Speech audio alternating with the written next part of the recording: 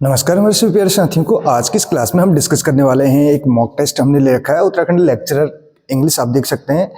तो इसमें अगर बात करें क्वेश्चंस का, आप लेवल देखिएगा और अपना स्कोर भी आप जरूर बताइएगा कि आप कितना स्कोर इसमें कर पाए, ठीक है। तो पहले नंबर का क्वेश्चन आपके सामने है और क्वेश्चन में क्या पूछा जा रहा है देखिएगा।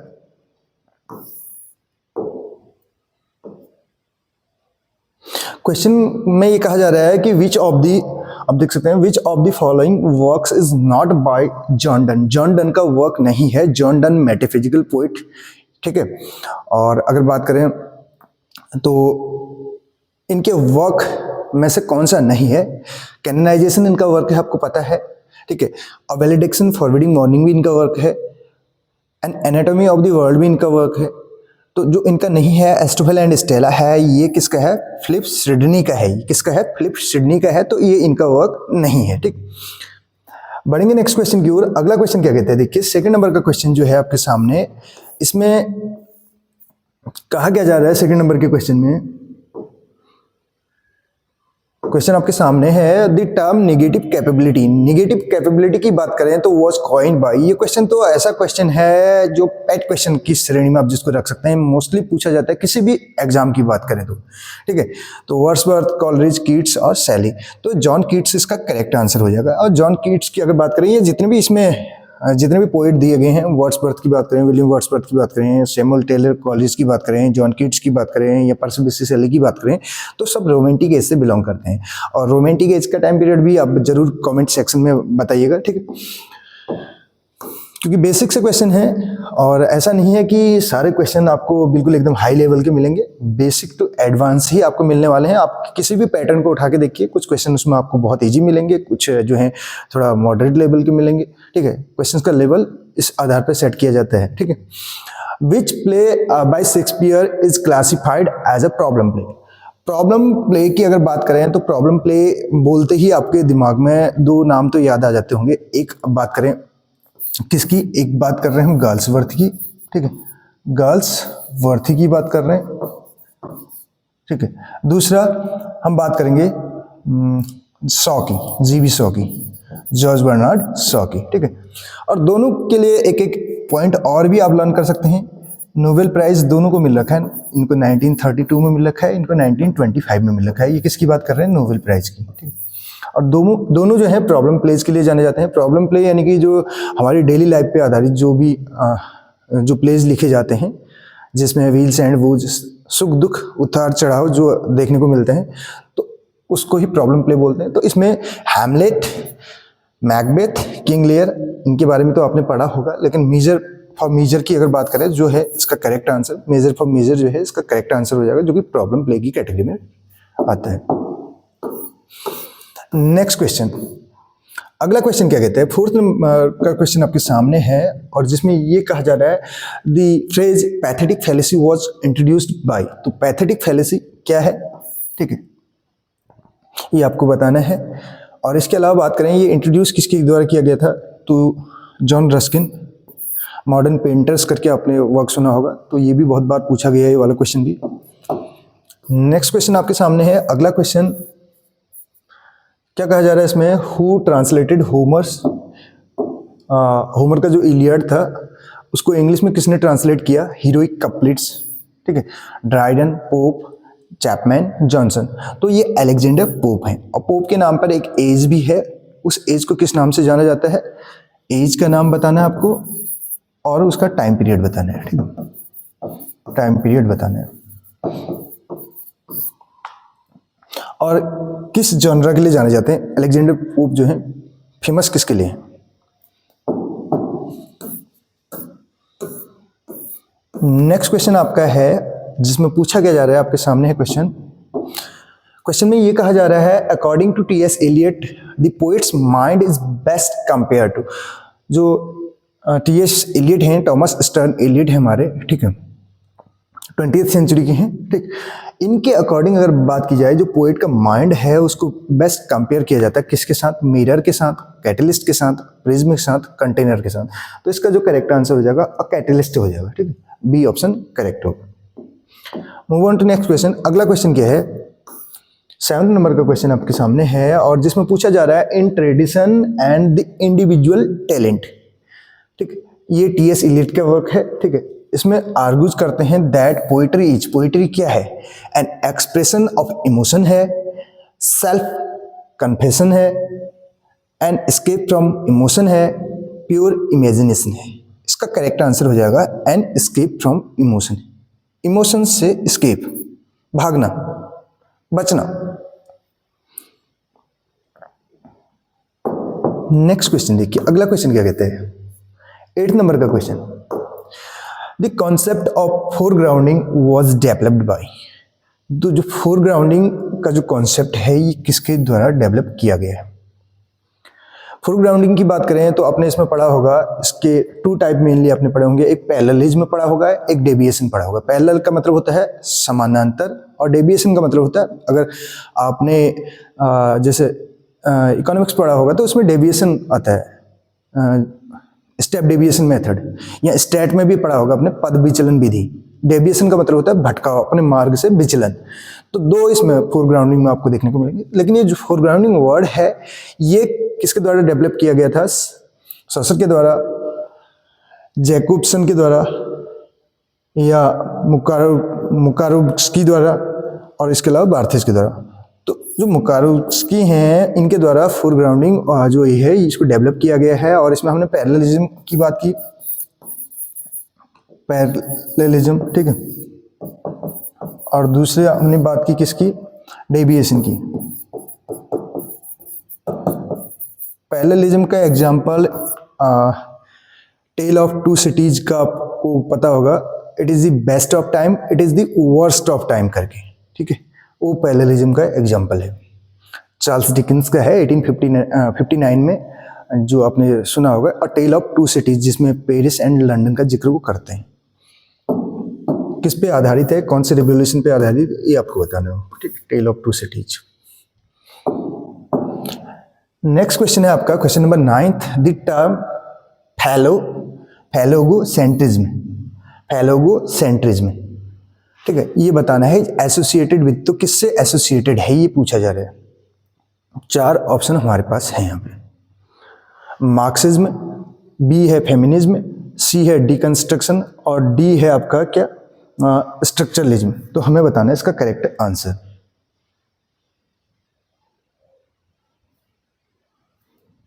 तो इसका करेक्ट आंसर क्या होगा, तो आपको पता है डिकंस्ट्रक्शन हो जाएगा। ठीक है, डिकंस्ट्रक्शन हो जाएगा। और डिकंस्ट्रक्शन के लिए कौन जाने जाते हैं, जैक्स डेरिडा। आपने सुना होगा डिकंस्ट्रक्शन, जैक्स डेरिडा जाने जाते हैं इसके लिए। ठीक है, अब ये वर्ड की अगर बात करें, थोड़ा सा इस वर्ड के बारे में बात कर लें। ये जो है फैलोगोसेंट्रिज्म करके है, या फैलोसेंट्रिज्म करके भी आपने सुना होगा। तो इसका मतलब क्या होता है, ये कहीं ना कहीं पुरुष प्रधानता को दिखाता है। जैसे पश्चिमी सभ्यता की बात करें, वेस्टर्न जो कल्चर है उसमें भी आपने देखा होगा, या लैंग्वेज की हम बात करें तो लैंग्वेज में भी आपने एक चीज़ नोटिस की होगी, जैसे पुरुष के लिए मिस्टर का यूज किया जाता है, ये सबके लिए कॉमनली यूज किया जाता है, मैरिड और अनमैरिड सबके लिए। जैसे श्रीमान वर्ड का हम यूज कर लेते हैं। लेकिन आपने सुना होगा गर्ल्स में मिस और ये मिसेस, एक मैरिड के लिए यूज किया जाता है, एक जो है अनमैरिड के लिए यूज किया जाता है। तो कहीं ना कहीं उसी पे आधारित है ये, पुरुष प्रधानता पे। ठीक है, तो आप इसको डिटेल में एक बार चेक कर सकते हैं, ज़्यादा अगर डिटेल में इसके बारे में जानना चाहें, या फिर आप कमेंट बॉक्स के जरिए बता सकते हैं, तो आपको इसके बारे में भी डिटेल में एक शॉर्ट वीडियो मिल जाएगी। New historicism primarily reacts against, तो किस चीज़ के अगेंस्ट ये रिएक्ट करती है न्यू हिस्टोरिसिज्म की अगर बात करें, formalism, structuralism, Marxism, romanticism. Correct answer हो जाएगा फॉर्मलिज्म।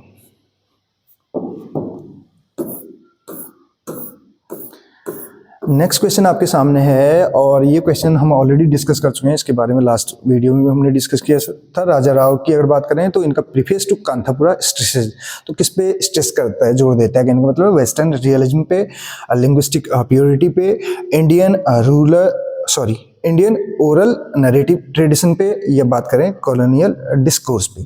तो इंडियन ओरल नरेटिव ट्रेडिशन पे जो है ये स्ट्रेस करता है कांथापुरा, ठीक है, 1938 गांधीयन फिलॉसफी पर आधारित। इतना आपको ध्यान रखना है। नरेटर कौन है इसमें ये आपको बताना है, लास्ट वीडियो में हमने बता रखा है। अगर आप रेगुलरली हमारी वीडियोज को वॉच कर रहे हैं तो आपको ये क्वेश्चन इजीली जो है आ जाएंगी। इसके अलावा बात करें विच नोवेल बाय मुल्क राज आनंद डील्स विद, तो मुल्क राज आनंद का जो कौन सा नोवेल है वो डील करता है प्लांटेशन लेबर एक्सप्लॉयटेशन पे। एक्सप्लॉयटेशन का मतलब होता है शोषण, शोषण के विरुद्ध अधिकार आपने पढ़ा होगा अगर फंडामेंटल राइट्स में भी बात करें तो। प्लांटेशन पौधारोपण, और बात करें लेबर का मतलब है श्रम से, एक्सप्लॉयटेशन का मतलब है शोषण। तो प्लांटेशन लेबर एक्सप्लॉयटेशन जो है इस पर आधारित कौन सा नोवेल है इनका, कौन सा नोवेल इससे डील करता है। अनटचेबल करता है, ठीक है, या कूली करता है, या two leaves and a bird करता है, अक्रॉस द ब्लैक वाटर्स। तो इसका करेक्ट आंसर हो जाएगा two leaves and a bird. इसका अदर टाइटल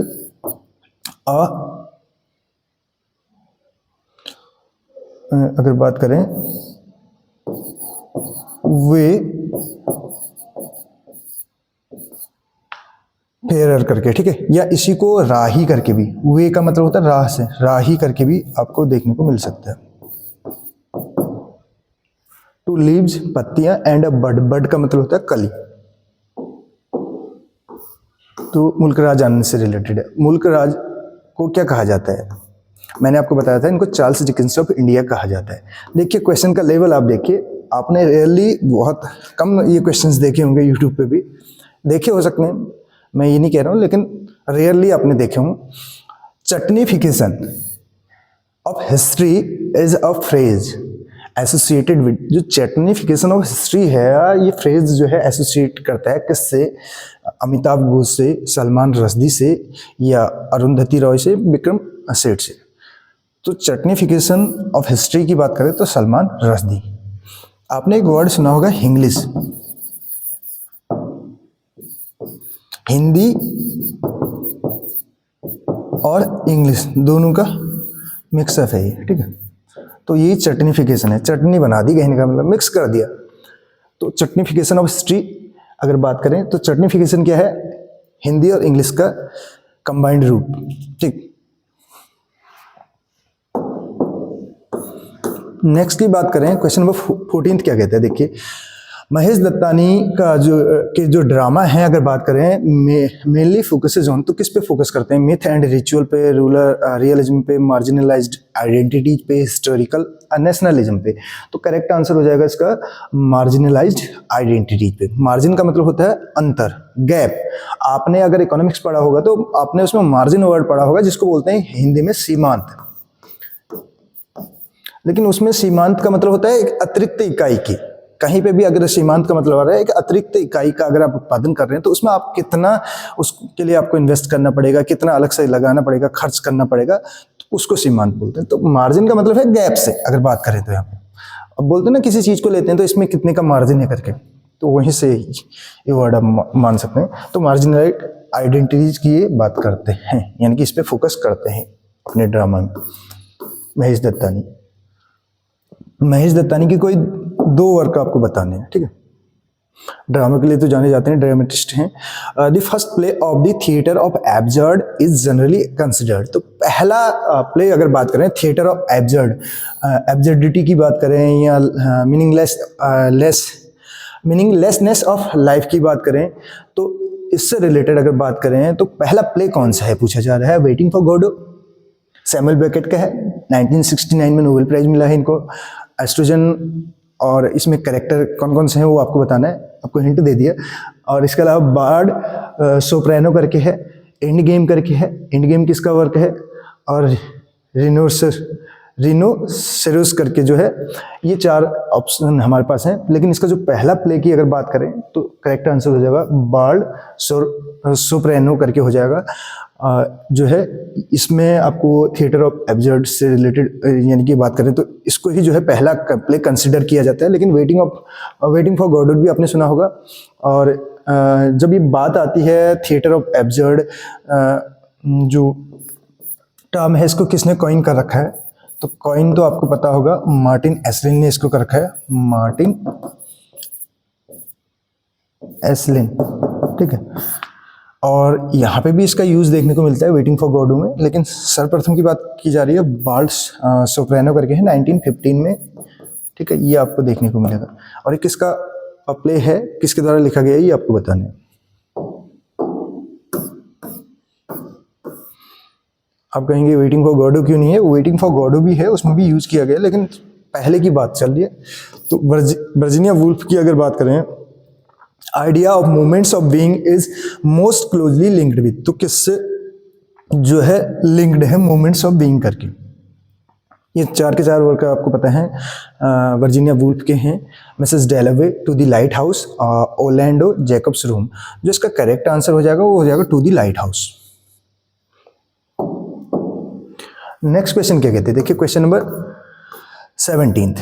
लेवल जरूर बताएगा क्वेश्चन का कैसा लगा आपको। Which novel is a classic example of historiographic metafiction. Historiographic metafiction का कौन सा जो है क्लासिकल एग्जाम्पल है? पैसेज टू इंडिया है, मिडनाइट चिल्ड्रन है, द गाइड है, अनटचेबल है, ठीक है। ये वर्क भी आपको बताने हैं, इनकी आपको अलग से लिस्ट बना लेनी है कि पैसेज टू इंडिया किसका वर्क है, गाइड किसका है, अनटचेबल किसका है, मिडनाइट चिल्ड्रन किसका है। तो मिडनाइट चिल्ड्रन इसका करेक्ट हो जाएगा, मैन बुकर प्राइज वाले में हमने बताया था मिडनाइट चिल्ड्रन।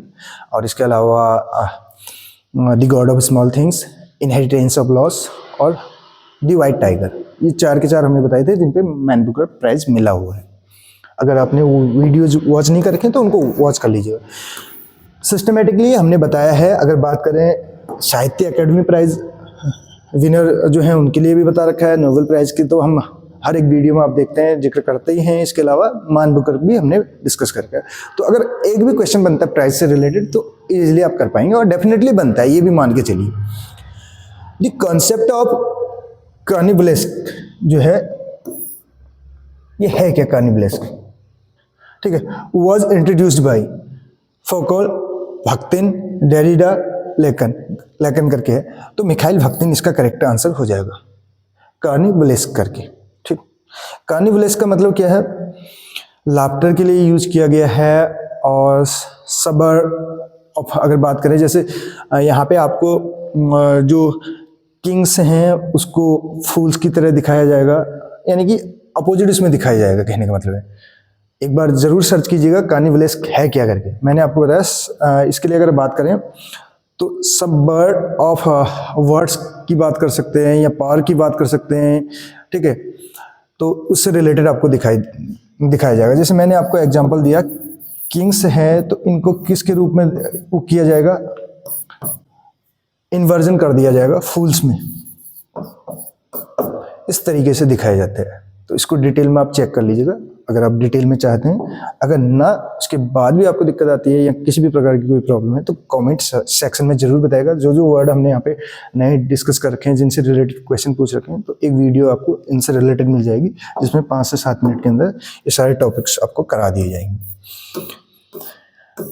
अगला जो है great tradition. According to F.R. Lewis, the Great Tradition includes Great Tradition, ठीक है। Great Tradition की बात करें 1948, तो इसमें कौन कौन जो है इंक्लूड हैं, शामिल हैं, सम्मिलित हैं कहने का मतलब। Shakespeare, Milton, Wordsworth, Jane Austen, George Eliot, Henry James, Dickens, Hardy, Thackeray, Chaucer, Spenser, Shakespeare. इसका करेक्ट आंसर हो जाएगा जेन ऑस्टन, इम्मा वाले, George Eliot, Mary Ann Evans, ठीक। इनसे रिलेटेड भी हमने डिस्कस करके हैं वर्क। हेनरी जेम्स, ठीक, इनका नाम भी आपने सुना होगा। अगर स्ट्रीम ऑफ कॉन्शियसनेस की बात करें तो वहाँ पे जब आपने डिटेल में पढ़ा होगा तो हेनरी जेम्स का नाम भी सुना होगा। किस लिए जाने जाते हैं ये आपको बताना है।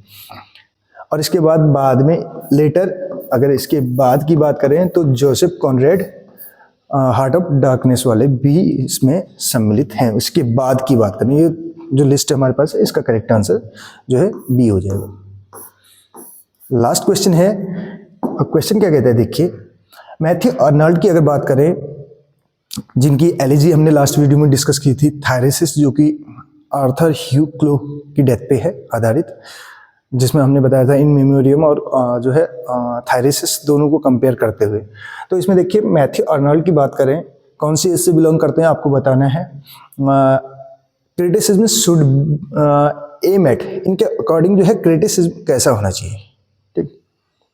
मॉरल इंस्ट्रक्शन होना चाहिए उसमें, क्रिएटिव प्लेजर होना चाहिए, डिसइंटरेस्टेड एवेल्यूशन होना चाहिए, या पॉलिटिकल रिफॉर्म होना चाहिए। तो करेक्ट आंसर हो जाएगा डिसइंटरेस्टेड एवेल्यूशन होना चाहिए। एवेल्यूशन ऐसा होना चाहिए, मूल्यांकन ऐसा होना चाहिए, वो आपके इंटरेस्ट पे डिपेंड नहीं करता है। डिसइंटरेस्टेड का मतलब है आपको उसमें पार्शियल नहीं होना है, अपने इंटरेस्ट के अकॉर्डिंग नहीं चलना है। जो चीज़ सही है उसको सही और जो गलत है उसको गलत। क्रिटिसिज्म का मतलब अगर बात करें तो समालोचना करना, सही को सही और गलत को गलत कहना। ऐसा नहीं कि क्रिटिसिज्म का मतलब सीधे बुराइयां निकालना, क्रिटिसाइज कर देना, ऐसा नहीं है। इसका मतलब समालोचना है। अगर कोई चीज़ सही आपको नज़र आ रही है तो उस चीज़ के लिए आप अप्रिशिएट करेंगे, और कोई चीज़ अगर वो दिख रही है तो उसमें आप जो है सुधार के लिए जो है सजेशन भी दे सकते हैं। कहने का मतलब है अगर अपनी पर्सनल लाइफ से हम जोड़ें तो क्रिटिसिज्म हमारी लाइफ के अकॉर्डिंग क्या है। तो क्रिटिसिज्म का मतलब जब हम डिक्शनरी से देखते हैं तो आलोचना करना हमें सीधे सीधे दिखाई देता है, लेकिन यहाँ पे इसका मतलब क्रिटिसिज्म अगर लिटरेचर की बात करें तो यहाँ पे समालोचना से इसका मतलब है, ठीक।